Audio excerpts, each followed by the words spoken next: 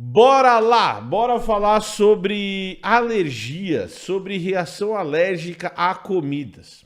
Nos últimos tempos, eu estava com uma impressão de que as criancinhas, e aqui a gente vai falar especificamente de alergias alimentares em crianças,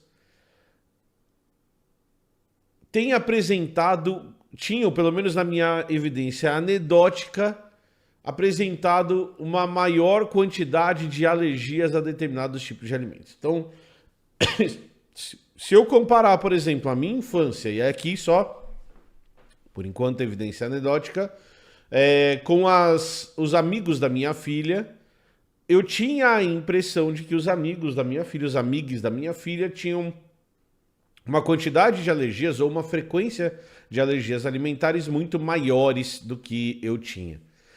Tem uma grande amiga nossa, por exemplo, que mora na Alemanha, uma tia da Helena, a Vera, que ela tem alergia a um componente do Danoninho. E ela descobriu isso comendo Danoninho um dia. Então ela não tinha comido Danoninho. Um dia ela teve uma reação alérgica severa à comida Danoninho. Foram fazer os testes e descobriram que era um dos compostos do Danoninho. Então esse é um dos poucos casos que eu lembro. Só que isso era uma evidência anedótica, isso era uma percepção. E aí a gente tem que tomar cuidado de que a gente é meio velho. E velho sempre fala, na minha geração era melhor. Essa nova geração é mole. Bli, bli, bli, blá, blá, blá. Essa geração da Lara não vai mudar o mundo. E o que é importante é que toda geração antiga acha isso da geração nova. Se você pegar documentos da década de 2000, 90, 80, 60, 70, todo mundo, a minha geração já foi a geração que não ia fazer nada, que não ia mudar o mundo.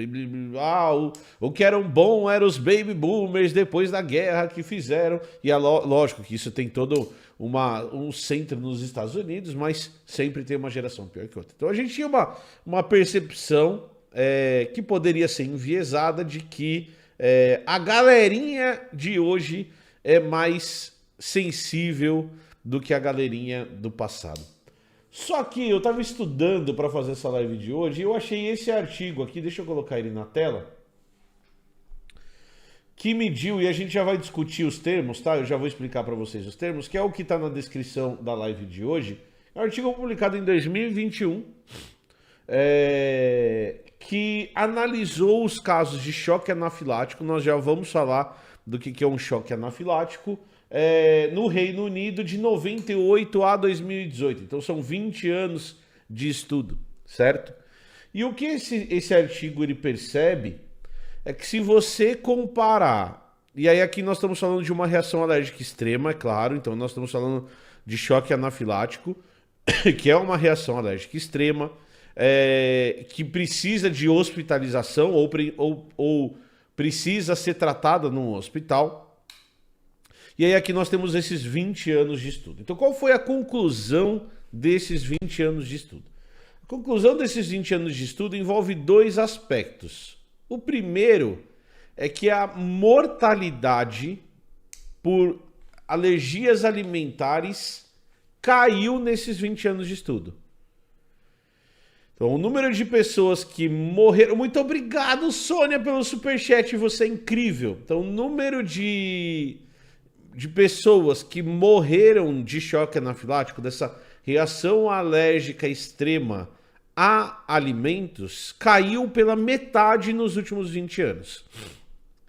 Então, se você pegar percentualmente, o número de casos de mortes caiu mais da metade, na verdade. Caiu de 0,7 para 0,2% dos casos de morte de choque anafilático. Que é uma coisa bem interessante, que mostra que esse meu viés talvez estivesse errado. Ao mesmo tempo que o número de mortes caiu, o número de casos aumentou. Então, o número de pessoas que se estima que tem algum tipo de alergia alimentar nesses últimos 20 anos aumentou de 2% para 4%. Então, o número de casos dobrou nos últimos 20 anos. E a mortalidade caiu. Então, a mortalidade caiu, muito provavelmente porque o atendimento, tanto o atendimento no começo do atendimento, quando a pessoa começa a ter a alergia, quanto depois, quando ela chega ao hospital, se transformou em algo mais eficiente. Aquelas canetas, aqueles injetores de adrenalina ou de epinefrina ficaram mais comuns. O atendimento ficou muito mais rápido e mais eficiente, diminuindo a mortalidade. Mas, porém, contudo, todavia, aliás, como a minha percepção me mostrava ou me dizia, o número de casos tem aumentado. E o número de casos tem aumentado tanto que tem alguns modelos que dizem e que mostram pra gente que a porcentagem de pessoas com alguma alergia alimentar até 2050, ou seja, nos próximos 20 anos, próximos 30 anos, vai chegar a valores entre 10 e 20% da população, tá? Então, a mortalidade caiu, mas o número de casos relatados aumentou. O número de casos medicados aumentou. O número de pessoas chegando ao hospital precisando de atendimento por causa de alergias alimentares aumentou.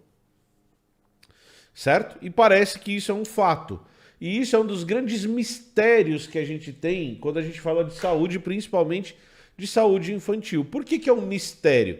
Porque tem coisas que a gente consegue explicar. Por exemplo, se você for lá no episódio de lavar as mãos da Camila, você vai perceber que a quarta maior causa de mortalidade entre crianças até 5 anos é diarreia.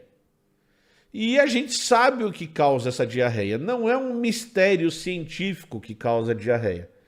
E não é um mistério também o que você precisa fazer para tratar essas pessoas. Por exemplo, se elas já estão com diarreia, você precisa hidratar essas pessoas. A maior causa de mortalidade é desidratação causada por diarreia. Segunda coisa, você precisa provavelmente dar um antibiótico para tratar e para matar as bactérias que estão causando aquele problema. Terceira coisa, você sabe a origem disso. Provavelmente ela está comendo alguma coisa que esteja contaminada, ou tomando água contaminada, ou com a mão contaminada. Então você tem que ensinar a pessoa a lavar as mãos. Tem trabalhos que mostram que essa mortalidade cai 50% se as pessoas simplesmente aprenderem a lavar as mãos. Então essas coisas não são mistérios. Agora, o porquê as alergias alimentares têm aumentado nos últimos anos, a gente não sabe explicar. Eu vou explicar rapidamente aqui para vocês 3 hipóteses. Antes de eu explicar essas 3 hipóteses, a primeira coisa que a gente precisa entender é que existe uma diferença entre intolerância a alguma coisa e alergia a alguma coisa, certo?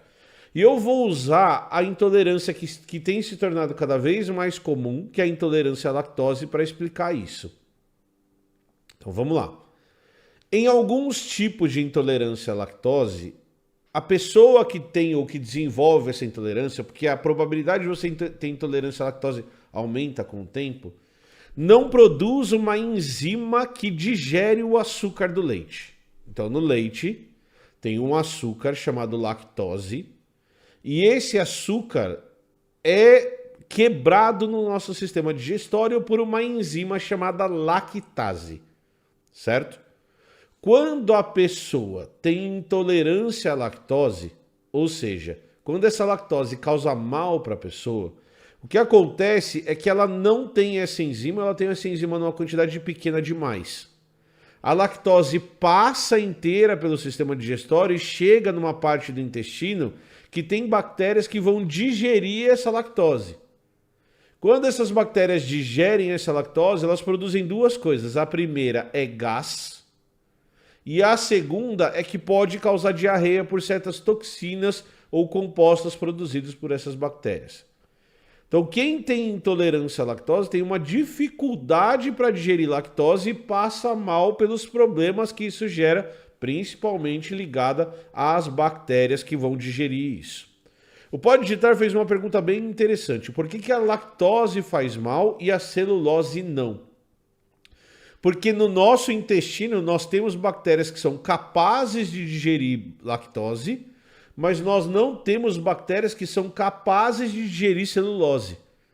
Então a celulose pode passa inteira pelo nosso intestino sem ser digerida.